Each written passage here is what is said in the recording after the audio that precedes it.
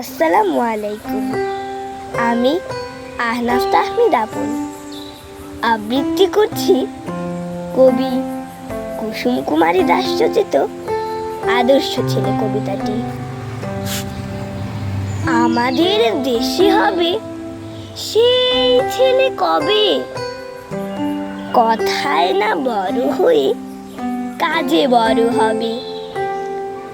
মুখে হাসি, বুকে বল, তেজে ভরা মন, মানুষ হইতে হবে এই তার পণ। বিপদ আসিলে কাছে হও আগুয়ান, নাই কি শরীরে তব রক্ত মাংস প্রাণ। হাত পা সবারই আছে, মিছে কেন ভয়, চেতনা রয়েছে যার সে কি পড়ে রয়। সে ছেলে কে চায় বলো, কথায় কথায় আসে যার চোখে জল, মাথা ঘুরে যায়।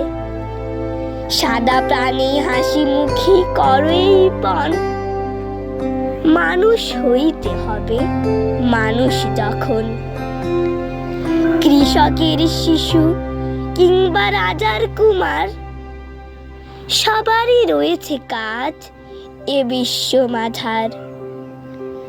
হাতে প্রাণী খাটু সবে শক্তি করো দান, তোমরা মানুষ হলে দেশের কল্যাণ।